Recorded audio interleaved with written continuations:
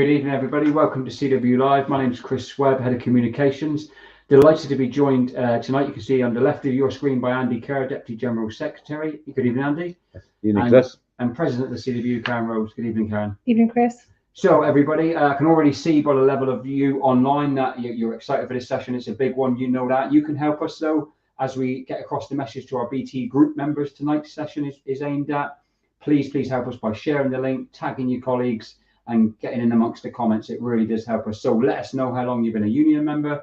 Let us know that you're back in the union in this ballot. And of course, critically, tonight's session is an open Q&A where you can ask any question that you want on the industrial action ballot.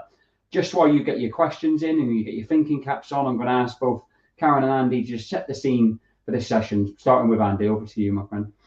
Thanks, Chris, and welcome everybody onto the call, and thanks for coming on to the call tonight, and thanks also for a lot for the work that you've been doing over the last few weeks.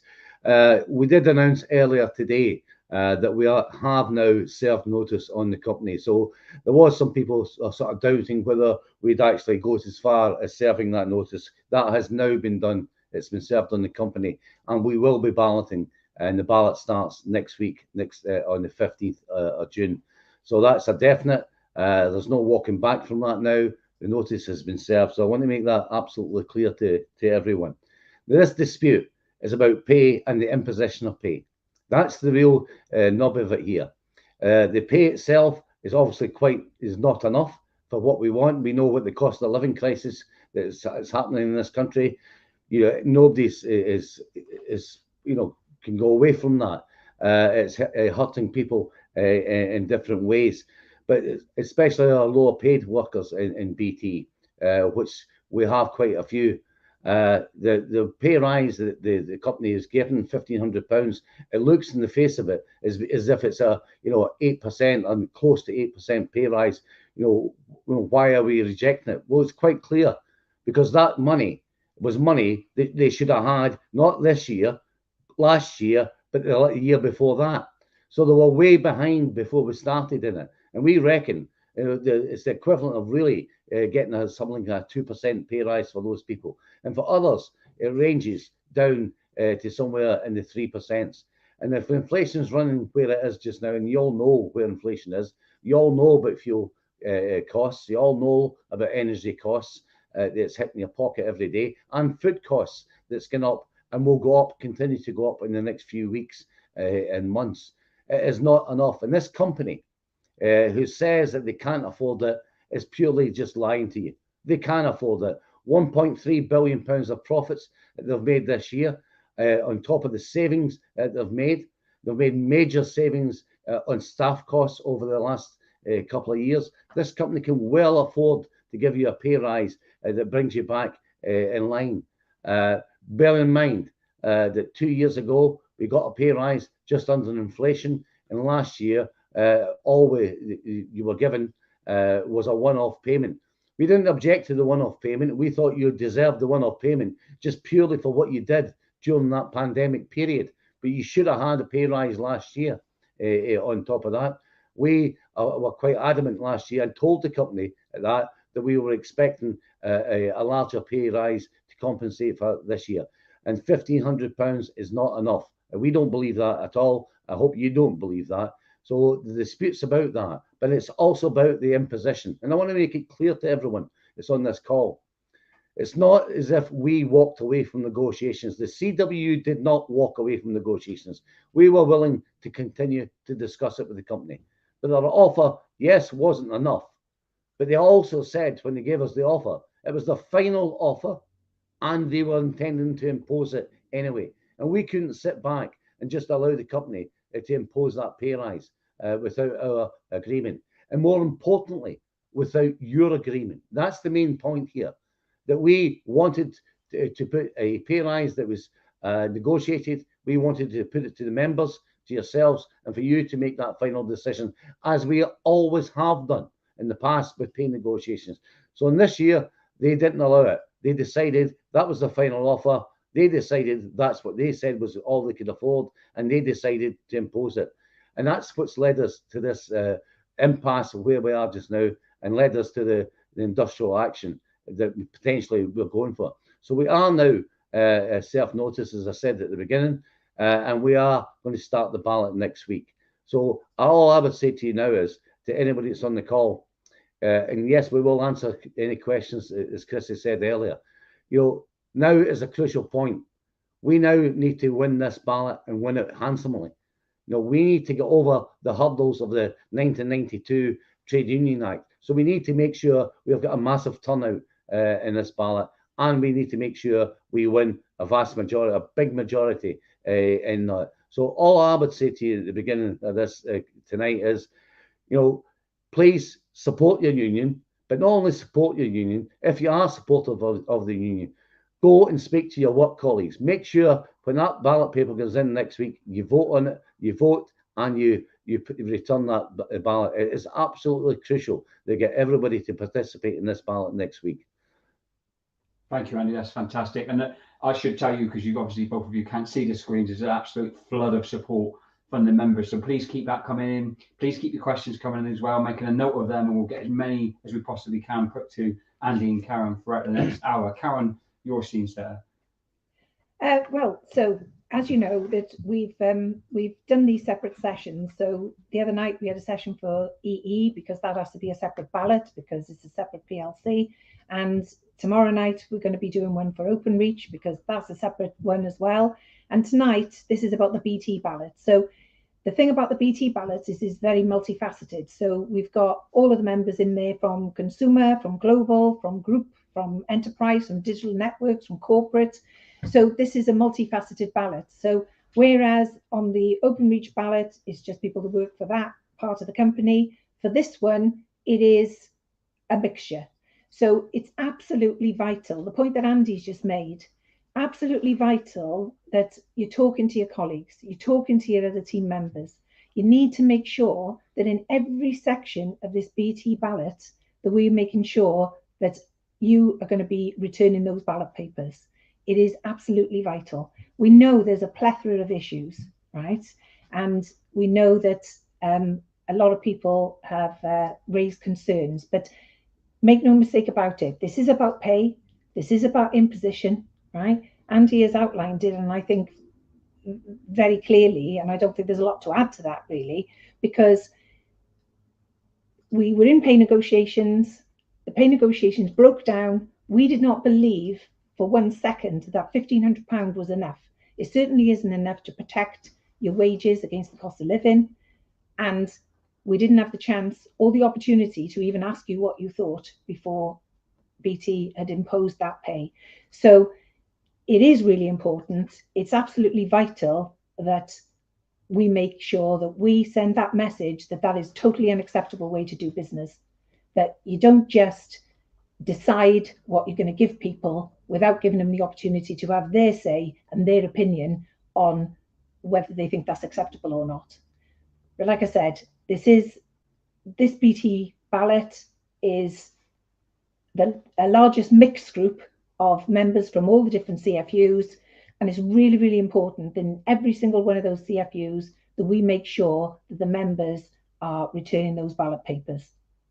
Thank you, Karen. Brilliant. And as Karen said, there is a multifaceted session tonight, and we will hear from the relevant national officers of all the CFUs shortly. So you'll have a message specifically targeted at the area where you work in. Andy, an absolute massive support, which is fantastic. A massive questions as well. Also some comments. I want to put the first to you is from Joshua, who is saying that senior management has been briefing him in his workplace and saying that if members vote yes and if they back the union and if eventually they go on strike, it's totally pointless, management is saying, because they're not changing their offer. What would you say to that? Well, they would, wouldn't they? That's why, let's face it. But we're going to force them to change their offer, and that's the whole point of unity and in the collective that we are in this union. If we get the backing of our members, which we absolutely expect to get, and we all stick together, this company will have to move its position. Let's make no bones about it whatsoever. This company cannot survive without its workers. You're the people who made the profits. You're the people who made the 1.3 billion. You're the people who give people like Philip Johnson over £2-3 million a year. You're the ones that pay these guys overinflated wages. So don't for them to come back to us and say it can't work, they can't afford it. It's just a pure and utter lie. Let's be clear about that. They can't afford it. I've said it all along, and I'll say it again. This is about choices. Do not be afraid of the senior managers telling the lies that they'll tell over the next few days and weeks. No doubt about it. This will be a fight. But I tell you, this union is up for that fight. And we will support all our members all the way through this.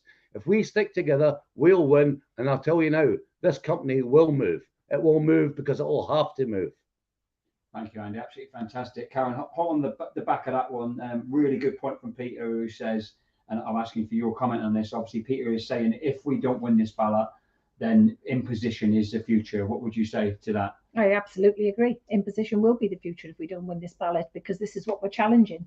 We have to challenge this position, right? Or the imposition. That's what we have to challenge. You know, basically, if BT are allowed to get away with just making their minds up about how much you're worth and how much they're prepared to pay you, and you get no say in the matter, and they're not prepared to negotiate with the union, and we are not successful in challenging that in this ballot and getting a massive yes vote, then quite clearly they will think that they have got the green light to continue to do that in the future, because, you know, basically, why wouldn't they believe that, I suppose? So it's absolutely vital that we deliver a massive yes vote and we challenge this decision on imposition. Thank you, brilliant. Andy, Will says, again, asking for your comment on this. Will says it's an absolute disgrace that a blue chip company has employees who have the need to use food banks in this day and age.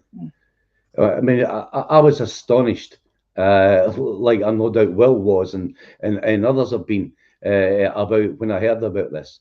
You know, it's one thing that when BT, who do work in the community, and when they say they do work in the community, it's the members that do the work in the community on behalf of BT, but they do and have done over the last period, done some work that's put food into food banks, etc., and good causes, and that is good. That's a good thing to happen.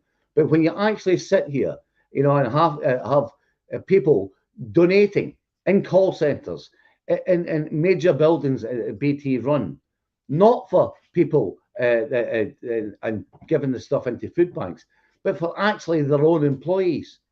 They're actually admitting themselves that they do not pay their own employees enough to live on. That's the way I look at it. And it's an absolute disgrace if that's going on. You know, good if people can donate in that way and help out other people. I have no issue with that whatsoever, because that's what we do. That's what working class people do. We help each other. But for a company like this to set this up, without any sort of acknowledgement, the fact that they're paying the wages they are to some of our members are so low that they need to go to a food bank is atrocious. It really is. Thank you, Andy. Karen, linked to that question, obviously, you know, particularly from our lower paid members, of which, you know, many will be watching tonight, many were watching the EE session on Monday. Some are saying like 100% beyond union, totally get the arguments, totally get the need to strike, will be voting yes, but I can't afford to strike. What would your message to those people be? And there's a supplementary question here from Tim, who's asking, will there be a hardship fund to help members who won't get paid in desperate states during the strike? Right. So on the last question first, yes, we have a hardship fund, and we do not want any of our members to suffer hardship, financial hardship, as a result of taking strike action. And the union does have a hardship fund, and there is a criteria, and people can apply to that fund in the event that they're suffering from hardship. However, what I would say is this. I know people would say, let's be honest, nobody would choose to take strike action to lose pay. Nobody would choose to do that if there was a choice. But I genuinely believe in this case, there is no choice, because it is almost like a situation whereby you have to make a stand now to protect your pay, etc., in the future. So although people will say, well, I can't afford to take strike action, and we would, and I think Stephen Albon, when he did the session with EE members the other night, what he said was, look, we're very cognizant of the fact that particularly with our lower paid workers, that taking strike action is a big thing for them, because, as Andy has outlined, some of these people are in a situation where their pay is not really enough to keep them, to pay their bills at the moment. So we will always seek, right, to, I suppose, inflict the most pain on the company with the least pain on our members in terms of whatever strike action we take. So we'll be very cognizant of the fact that there's an awful lot of workers that will find themselves, particularly in these circumstances, in the cost of living crisis, that they don't want to be suffering financial hardship as a right of strike action. So that is something that we will be absolutely bearing in mind. But what I would say is, it's not a case that you can't afford to take strike action. It will be that we can't afford not to. And because this is the challenge of our lives, and we have to do this now. And I can't stress to you how this is a last resort action. This is not something that we take on lightly. This is not something that we would choose to do if we felt that we had a choice. This is a last resort action because we genuinely believe that in all of our members in BT's best interest, and that's in BT, Openreach, EE, best interest, that this is our only course of action that we had available to us now. So what I would say to you is, you have to vote yes in this ballot, and we will do our best to make sure that we are not inflicting too much pain on our members. Thank you, Karen. Andy, the question which is coming through lots of ways is, members laughing almost at BT's claim that they can't afford this pay rise. People point out massive profits, massive payment for senior managers, massive shareholder payouts, and the latest one, which is coming from Sarah, who's saying it sticks in the throat to hear this and then know that they're going to the NEC for a big live consumer event this week, probably spending tens of thousands, if not more pounds.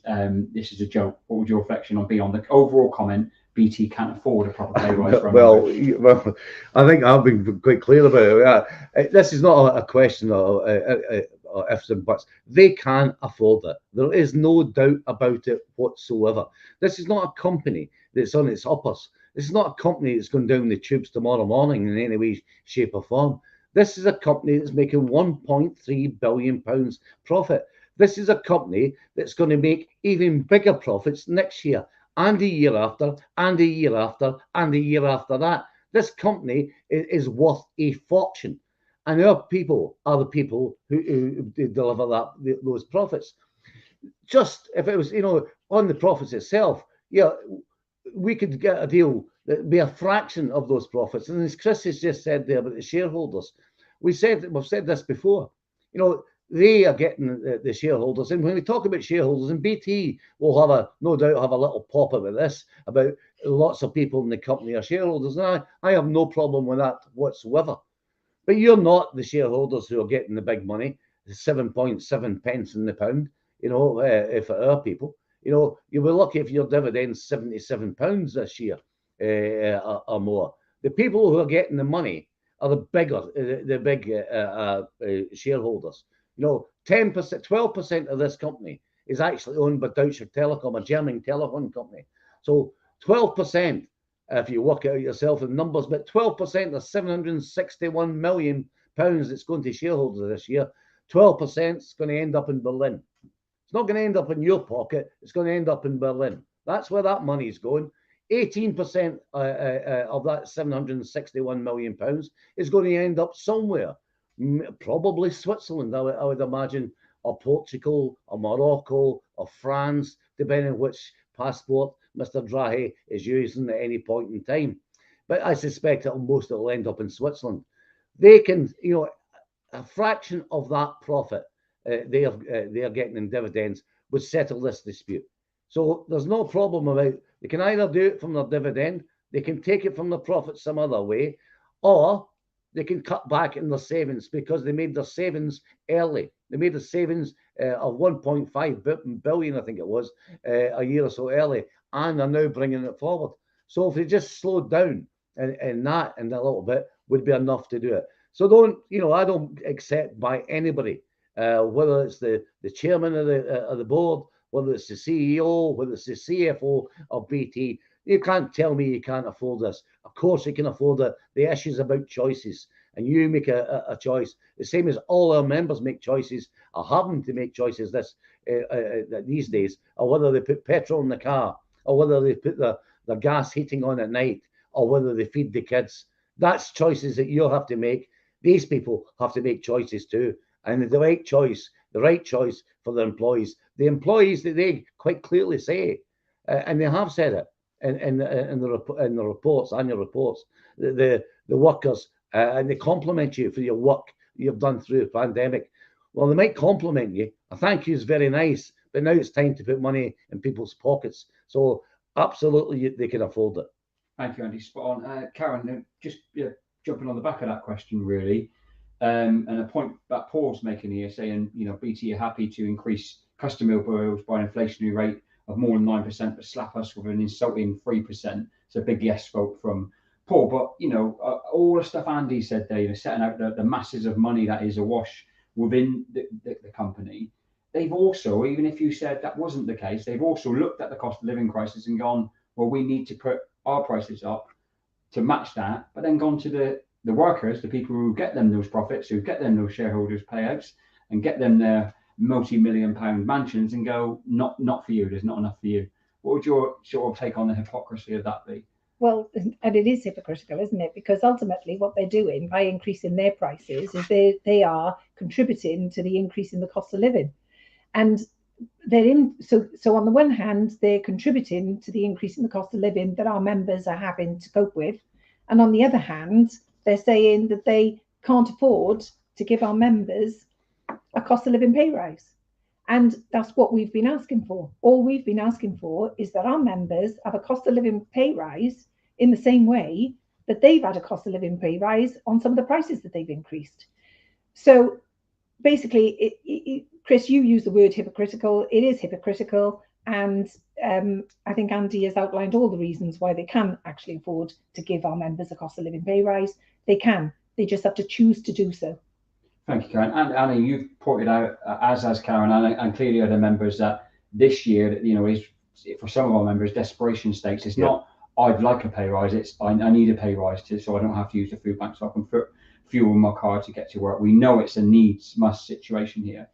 Putting that to the side slightly for 1 second, just how outrageous do you feel it is that on the back of what our members did during the pandemic to keep the country connected, that this year and last year, of all the years, BT choose to act the way they've acted? When our members were going, we're really nervous, we're scared in a lot of senses, we're going in people's homes, we're the backbone of the country, we're making sure that the home working revolution could take place.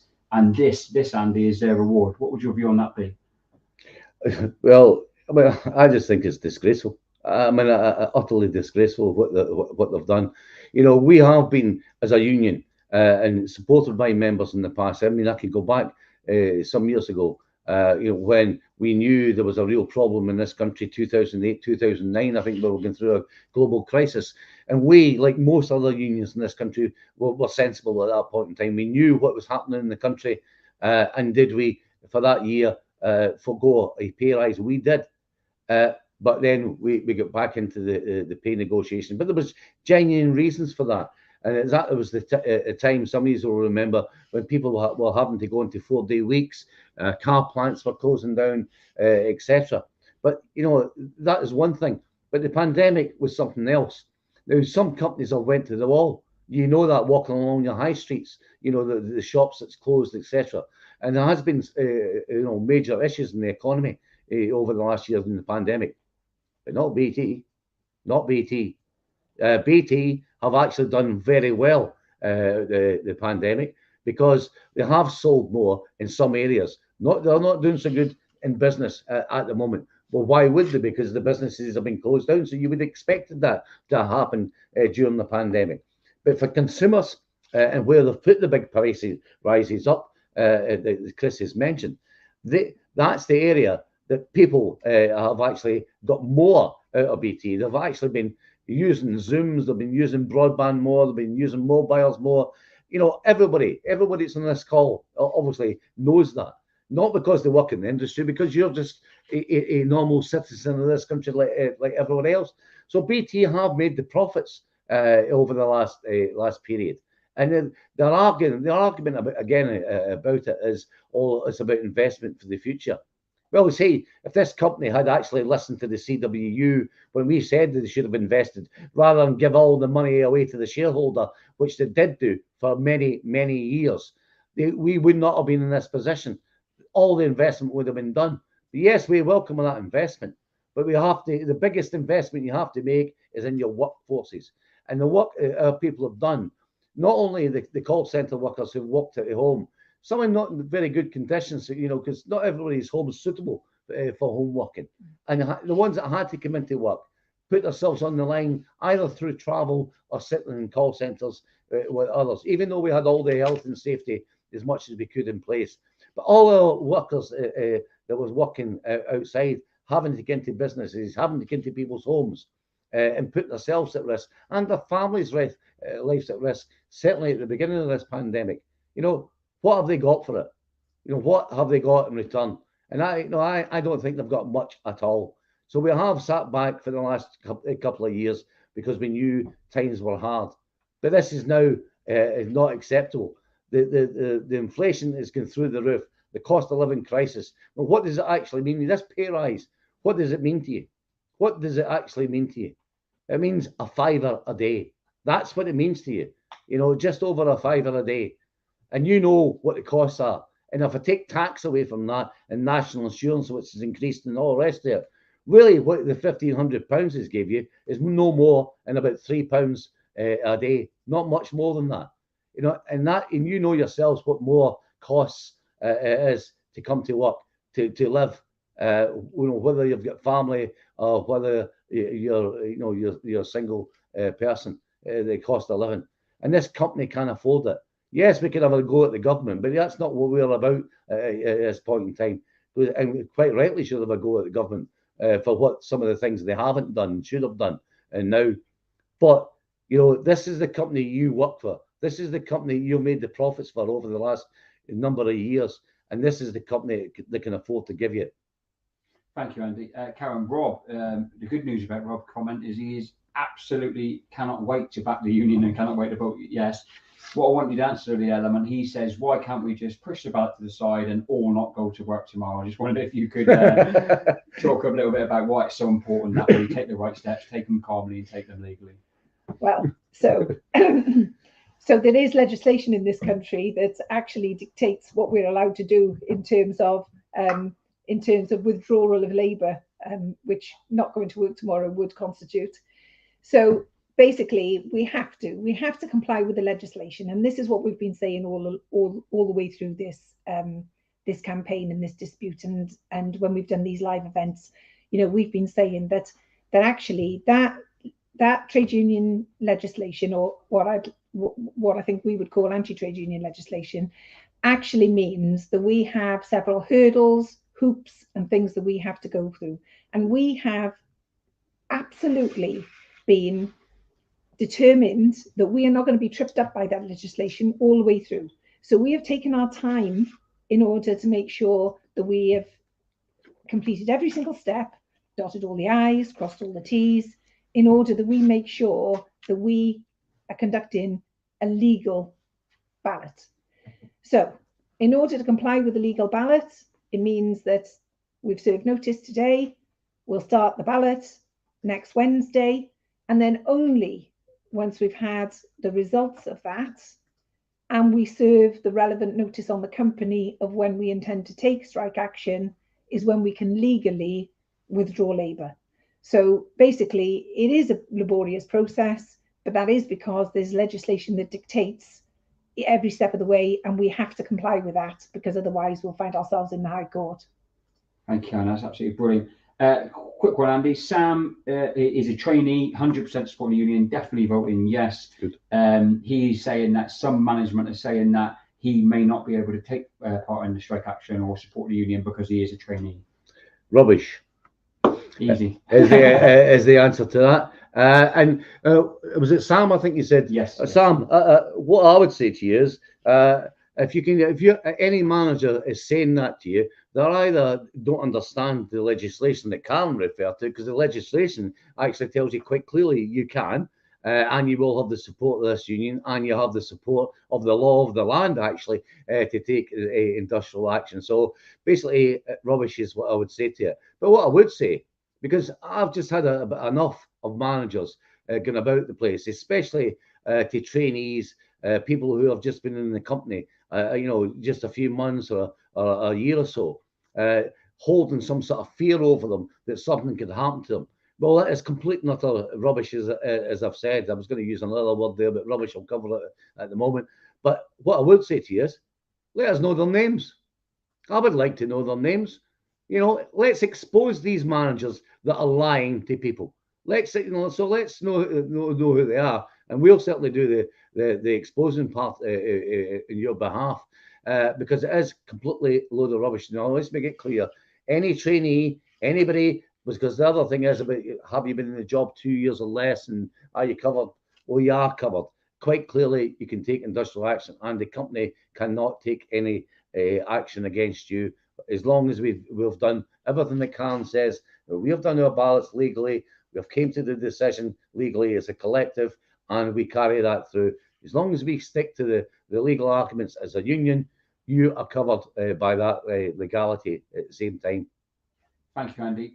Karen, question for you from Fiona, who's a home worker, again saying fully supporting 100% be going on strike. Just wondering, as she's working at home, as many of our members are, how will that strike take place? Should she go to a local? I know we're getting ahead of ourselves, but she's a little bit unsure of what we'd have planned, basically. Well, so basically, I'm sure that when we eventually are in a position to take strike action, then I've no doubt that at buildings up and down the country, there will be people who want to stand outside the building and be on a picket line or whatever. And equally, this might include people who normally work from home, and they might want to go into the building that is nearest to them or the building that they're badged to. But I suppose the most important thing is that if we declare strike action and those people who are home workers are included in that part of the strike action, then the most important thing is that they don't actually do any work that day. Spot on. Rob saying here that an appointed management that in his area, local managers are right beyond dispute, very quietly, but they are definitely beyond dispute. And I think quite a few members are saying that. Right, time to mix it up a little bit. We've got another half an hour of your questions, so please keep them coming in and get the most of them. But obviously, we've got members across BT Group working in different CFUs, so we went out and we spoke to all of our national officers with responsibilities for you, and here's 5 minutes or so of their views. I think all of us that have been involved with enterprise over the last few years knew that a time would come when we would have to tell BT that they've gone too far and enough is enough. When it comes to responding to pay, this company has not responded to necessity. It has made a choice that is symptomatic of what enterprise members have been either victims of or observers of over the last few years. Recent lavish galas where cost appeared to be no object show where their priorities lie and cannot conceal basic facts. It's BT that have closed discussions on pay. It's BT that have imposed a pay increase that will go nowhere near meeting the increase in ongoing costs of food and other necessities of life. By contrast, it's you that have kept business running during the pandemic. No union enjoys asking its members to vote for strike action. We know what it means. But there comes a time in life when you have to fight back. That time is now.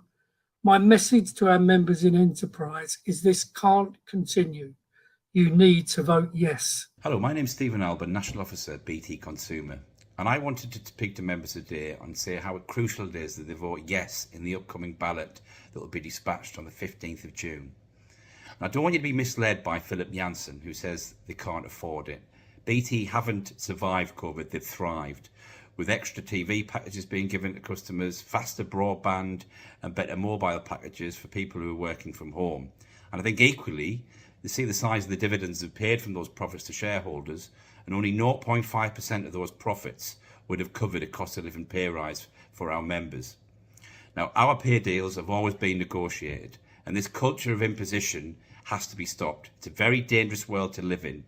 We should have our pay deals negotiated with the CWU, and then it's put to yourselves to vote on yes to whether to accept it. I have to really implore members, this is the biggest fight in our history, and it's crucial, really, really crucial to vote yes. Otherwise, we're going down a very dangerous road. Hi everyone, Tracy Wilson, National Officer here.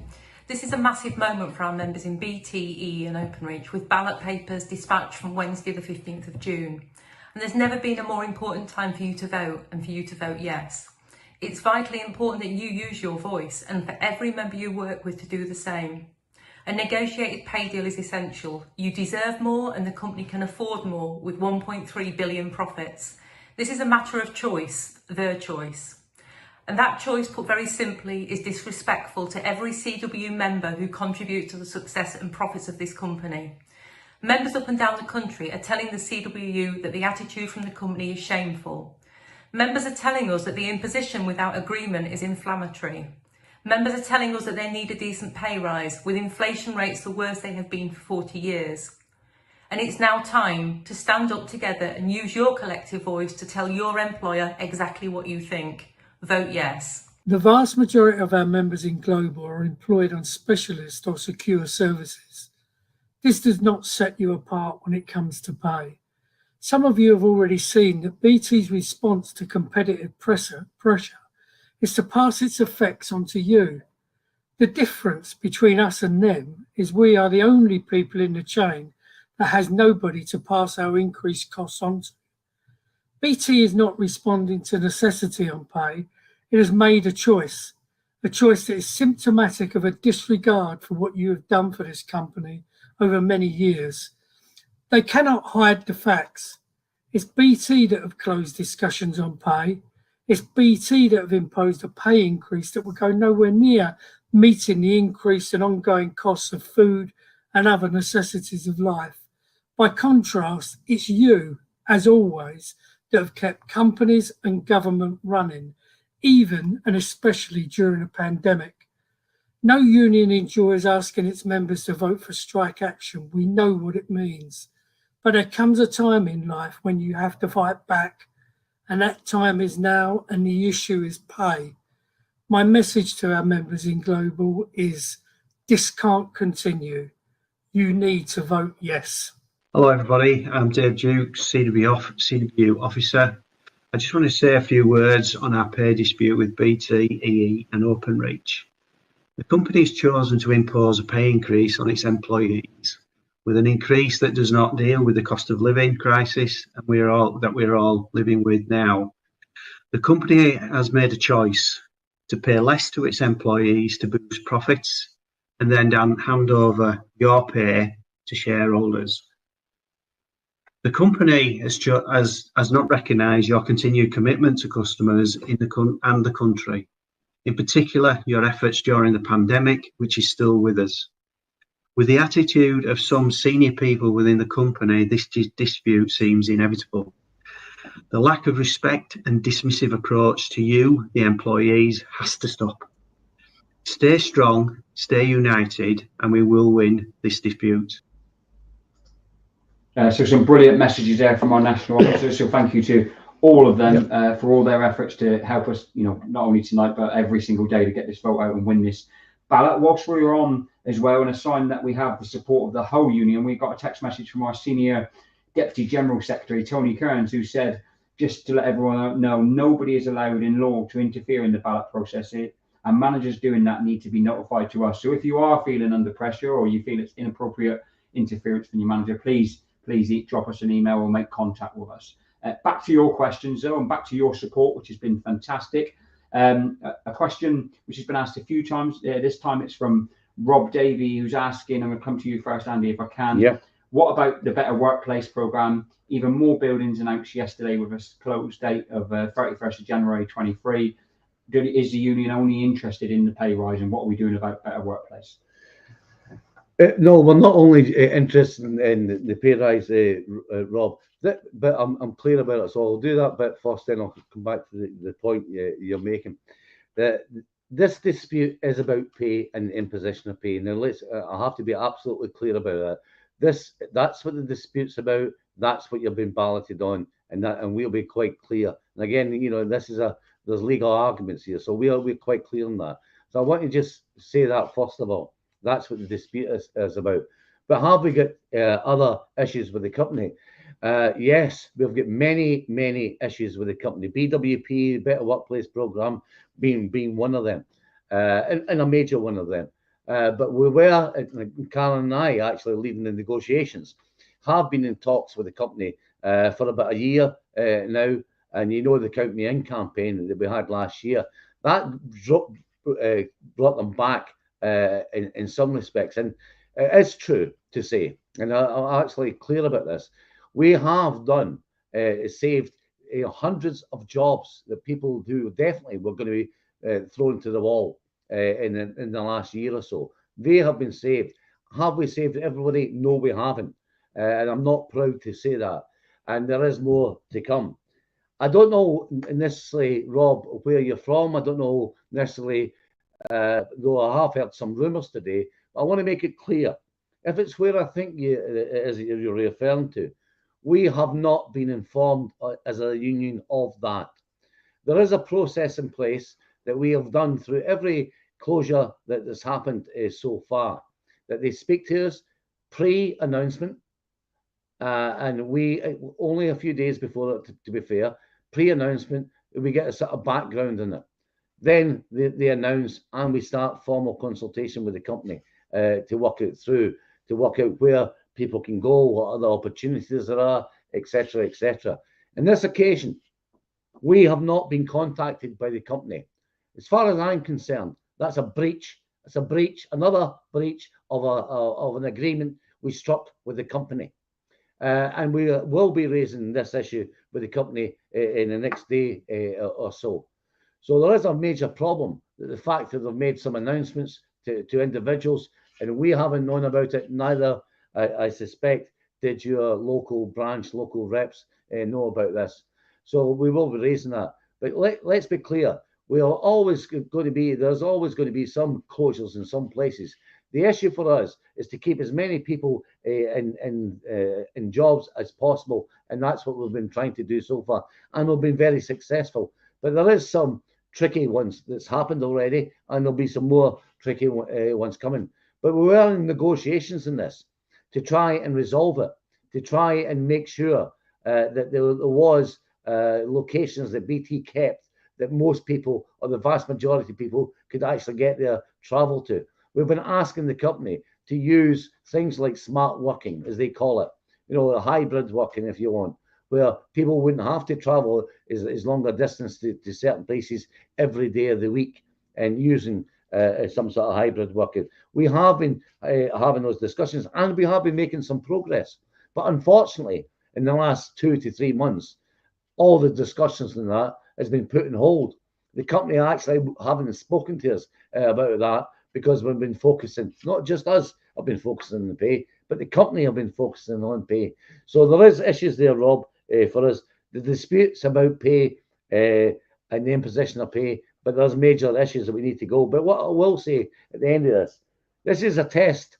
This is a test for us all, test for the union as an organisation, but a test as the union, as you, the members, because you are the union. It's not me or Karen, as I said before, it's the union. You are the union, you, the membership. And this is a test on us, because if we don't fight back in this one, the imposition pieces, there won't be even discussions on any closures or potential closures. There won't be any discussions about imposed new grades and new pay rates for new grades, which we were making progress on. And there won't be any sort of discussions on many of the other myriad of things we've got across the company.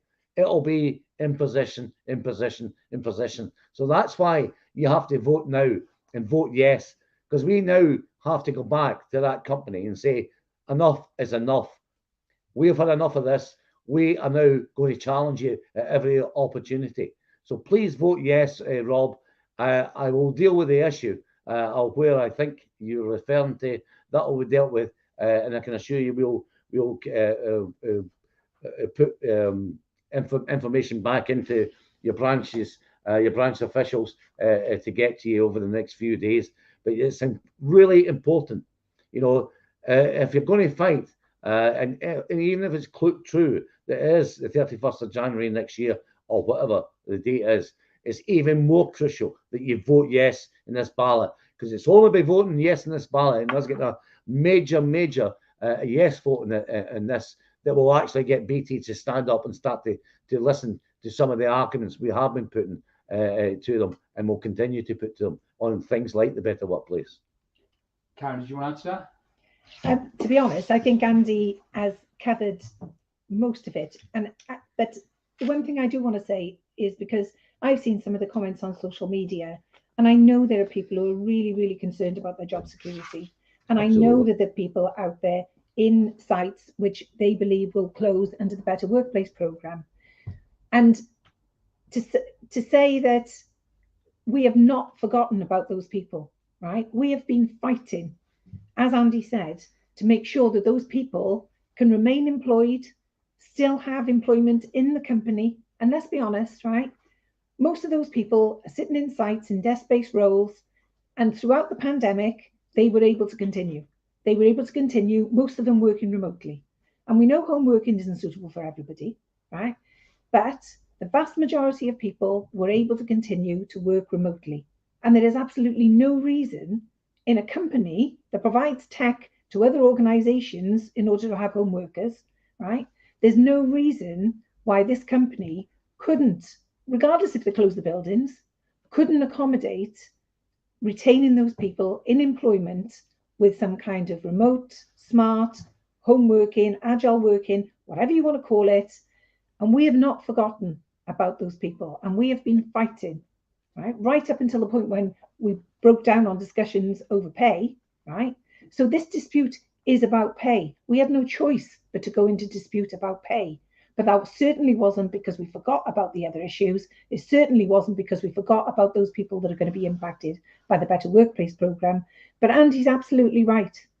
You see, we are now in dispute on pay. We're having a ballot on pay, and it is a test of this union's strength. It is a test of all of your strength, because we are a collective. We are a union. And when those managers go around saying, oh, well, and they're critical of the union, or they might say, because I've no doubt that in the next couple of weeks, there will be people trying to discredit who they see as the union. You should all remember, you are the union. The union isn't a separate entity. The union is made up by a collective of its membership. So every single member is the union. And therefore, any criticism that's levied or any critique that anybody wants to make is about you all as individuals, because we are a collective, we are the union. But please rest assured, we have not forgotten anybody, because as part of that collective, it's a case of, protecting and looking after every single one, because we look after each other, we stick together, we stay united, we look after each other. So, I appeal to you that I know there are people who are concerned about their job security, but that's not over yet, right? But right now, on our agenda right now is this ballot on pay and about the imposition of pay, and we have to win this. So I'm asking you to go and vote yes. Thank you, Karen. Thank you, Andy. So we've had across our platforms, we're streaming this tonight. We've got YouTube, Facebook, and the National Union's Twitter account. We've got over 4,800 views, so it's absolutely fantastic. And just to do the mathematics, because I really like the mathematics, we've got about 10,000 members in BT Group. So if all of you 4,800 go and speak to one other person, you vote yes, you convince them to vote yes, and we're smashing this ballot. So please get to work as soon as this session finishes, texting people, WhatsApping people, speaking to them face to face in the workplace when you get there. Andy, sometimes a comment hits you hard, and this one's hit me hard, and it's I think crystallizes a lot of what this fight is all about. Actually, it's from Alexander, who says, I'm being squeezed to the edge of abyss. I work so hard at my job. I must claim benefits just to be able to afford to work. I can't believe I'm saying that out loud. I certainly don't feel appreciated. If you don't vote for yourself, vote for the person sitting next to you, the single parent, the ones who are really struggling yet working hard, the careers, the people who skip, the people who's the carers, the people who skip meals, but there are those who are too embarrassed to mention this. What would you say about that? I mean, it's really, really hard to even hear that, and hopefully that shames managers who are watching the session. Well, that's the thing, Alexander, thanks for that, and thanks for your comments. And I know it may have been hard for you to say some of those things, but that's the reality. That's the reality of this country. It's the reality of people within BT, and I think it goes back to the food bank we mentioned earlier. For a company, a blue chip company, who should be the leading edge. This is a company that's actually been part of, for the last few years, been part of the race to the bottom, when it quite clearly should have been part of the race to the top. And that's the issue here. That's the issue that's been. And so there have been, not necessarily taking wages away from people, but bringing people in lower wages, etc. They have to go into universal credits and get into benefits, get into food banks. That is a disgrace for a blue chip company like BT. I just find it incredible. And for the people at the senior, certainly the senior managers in this company, who do not live like you live in any way, shape or form, they're completely out of touch with reality, much like this government is much aware of line with reality. They have no understanding what people have to put up with. They don't care, have to worry about.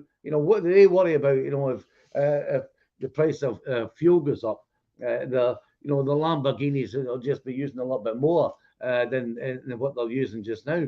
Who cares? They don't have any sort of real issues. They won't be able to save as many millions next year as they saved this year. But for our people are actually on the breadline, this is they talk about the working poor in this country. And I never ever thought I would think, when I've known many people who work for other companies in the past who are on the minimum wage, the very minimum they could possibly get, I never ever thought that BT would get to that level. We're not far off it. And that's the reason, as I said before, those contact centre workers that were given £1,000, then been given another £500. The £1,000 was to get you to where you should have been in the first place. And even then, it was too low. So, that's the issue here. So let's be clear about it. And I don't want to have any sort of arguments between somebody who was potentially getting £1,500, which is 3.something%, and somebody getting 8%. I'm quite clear about this, and I make no apology for it. I've always been clear about it. We need to look after every member that we have got working for BT, but we especially have to look after those people who are on the breadline and who work for BT. And we do have, as far as I'm concerned, a moral argument to be made for them. So I have no problem skewing a bit of the money towards the bottom. The issue for us here at this point in time is there isn't enough money in the pot. If the company put more money in the pot, we will be able to organise that in such a way that satisfies our lowest paid and satisfies our highest paid. But at this point in time, there isn't enough money in the pot, and that's what we're arguing for here with the company. That's the major issue. But I think, going back to Alexander's point, I think it was brave of you to say that, but it just shows you how bad we are. And if people working for BT, a blue chip company, claiming benefits, using food banks, I just, it's beyond belief. Thank you, Andy. Fantastic. Jamie says Andy is a man on a mission tonight, a mission to get you a proper pay rise. So your behind that is to deliver the ballot for us. Karen, interesting exchange here. I can see in the comments, Kay's saying that in her area where she lives, the job is a well-paid job, and instilling the circumstances is a well-paid job. Sarah makes the counterpoint, which I think is really good and want your comment on it. She says it's a well-paid job because of the union and the way the union's delivered over the years, and if we don't win this dispute, then it ain't going to be a well-paid job going forward. Your thoughts?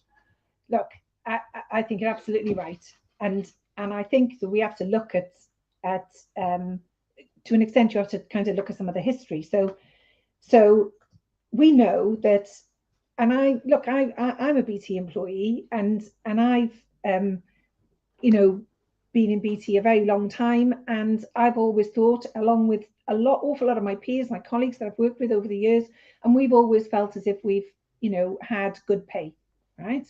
And Sarah's absolutely right, of course. There's a damn good reason for that. And the reason is because we've always had a fantastically strong and effective union that's managed to make sure that we've always had cost of living pay rises. So basically, we did start off with good pay, and the union, up until very recently, has managed to negotiate really good pay rises every year, and that has meant that we've kept pace with inflation, right? But in more recent years, BT seemed to be on a mission to drive down the level of pay that they pay to various different people that they employ. So new people that they brought on to new jobs where they have paid them an agreed rate of pay. So not a rate of pay that's been agreed with us as a union, but a rate of pay that they've decided that they want to pay. And I've seen BT's claims that some of these pay rates are apparently compare well with the market rate.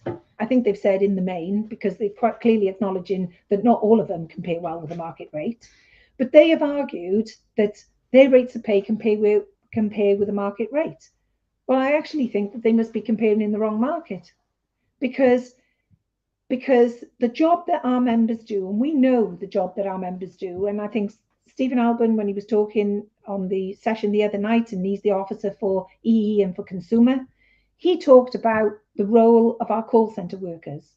And one of the lowest rates of pay, in fact, the lowest rate of pay that BT has introduced, is in those call centres. And we know that the job that those people do is a lot harder than an awful lot of the jobs that BT would argue is the comparable market rate. So we don't actually think that they're paying the market rate of pay for the type of work that our members are conducting. And we also think that, as Andy said in one of his last comments, was that BT is a blue chip company, a highly profitable company. They should be leading the race to the top, not leading the race to the bottom.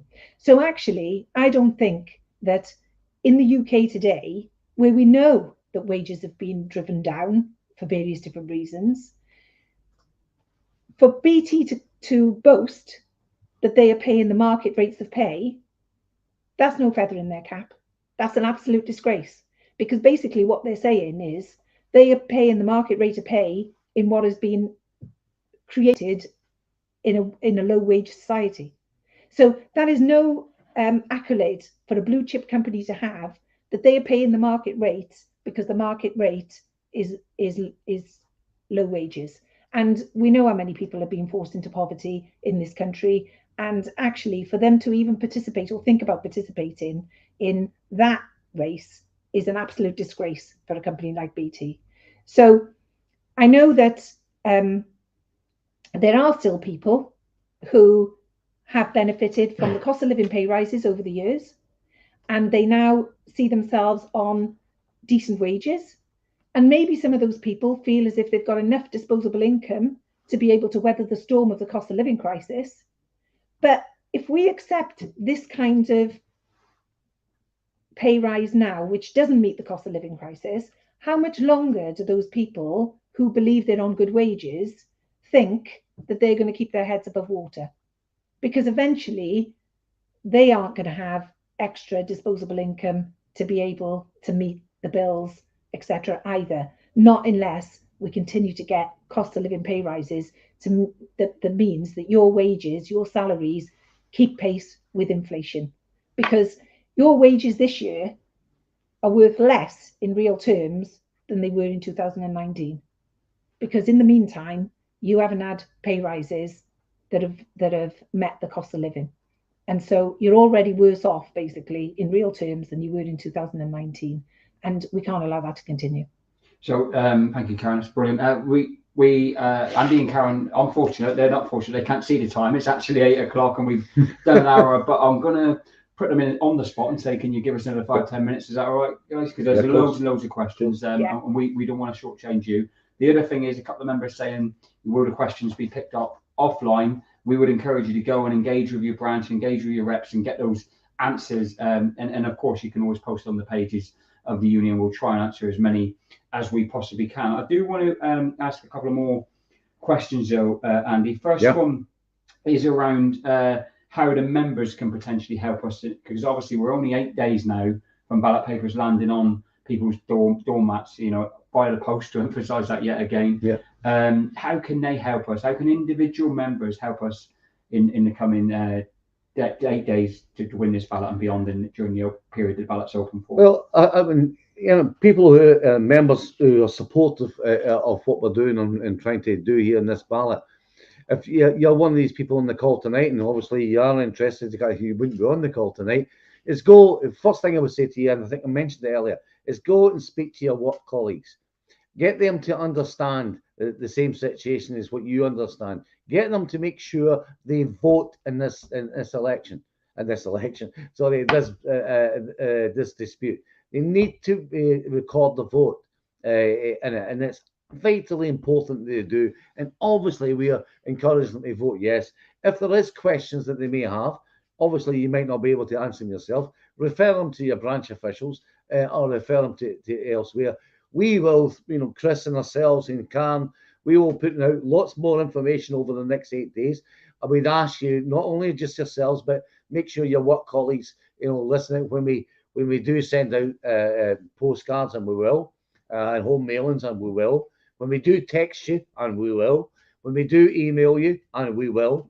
When we do all this, make sure you open this and get your other people round about.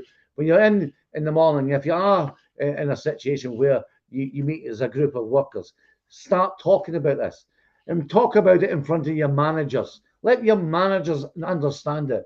We've got a lot of managers out there are actually very supportive of what we are doing because they are going through the same issues. And some of them not being paid much more than our people are getting paid either. So there actually are managers out there very supportive of us and what we're doing. But there's managers that sit in another category that I would call scum in the main, who are quite clearly trying to put some fear into workers. So stick together. If you see one of your work colleagues being approached by some of these managers, telling them the lies, giving them the rubbish, trying to make them afraid, stick up with them, you know, because it is only a collective way. But the main thing I would say to you over the next few days is speak to each other, make your voice known. We sent out a letter out to everybody last weekend, and we had some narrative in one side of it, and the other side of it was a poster voting yes. I would say to you, get those posters out there in the workplace, get them in the vans, get them in the call centres. Actually take photographs with them. Don't be afraid to hold them up at any given opportunity to say you are going to vote yes. Let other people know that you're voting yes, and they should vote yes with you. Stick together. That's the point here. It's only as a collective that we will win this dispute. That's the only way we ever win disputes, as a collective. The boss's job is to divide you. You have to stick together. The union will be right behind you at every step of the way. So speak to your work colleagues. Make sure you stick together as a collective, and make sure management know you are definitely going to vote yes come the 15th of June. Fantastic, Andy. A couple more questions for you both then.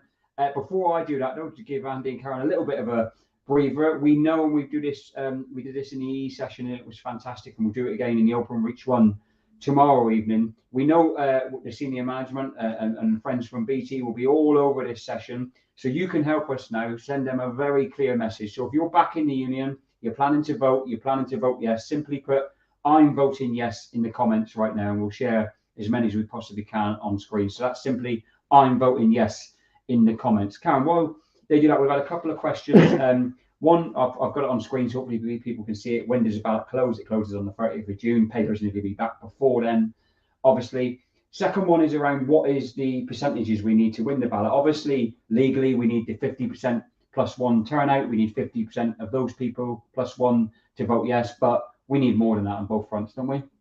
Absolutely, we do. Because, look, there's meeting the thresholds, meeting legalities, and there's also showing the force of the message. So basically, we want everybody to vote, every single person. We want every single member to pick up that ballot paper, and we want you to exercise your vote. And remember, this is in this union, we operate on a democracy, and the most important thing about democracy is participation. So in order for us to have a truly democratic and clear answer that gives us the right mandate, it means that we need everybody to vote.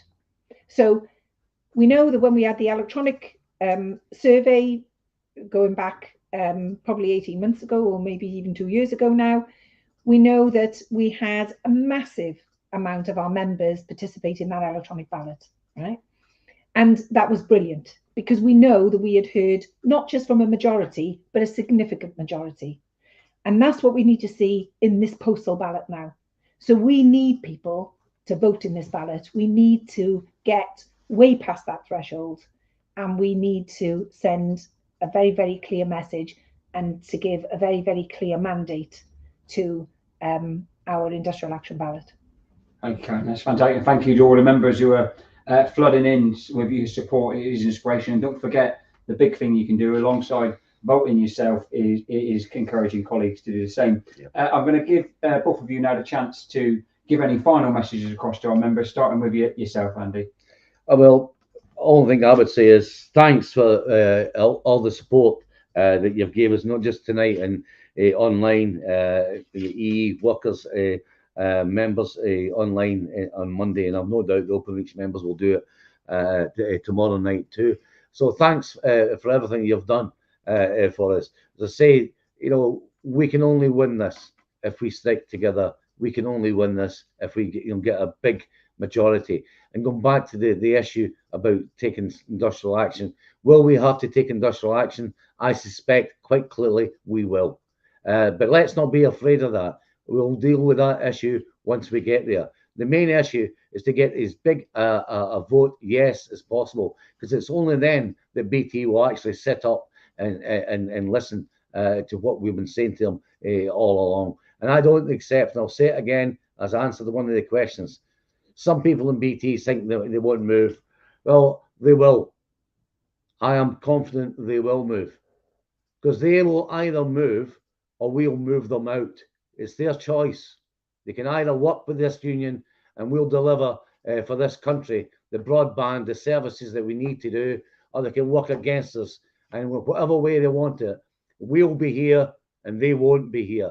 And this is the issue about these senior managers in these companies. These ones come and go. They have no loyalty to this company.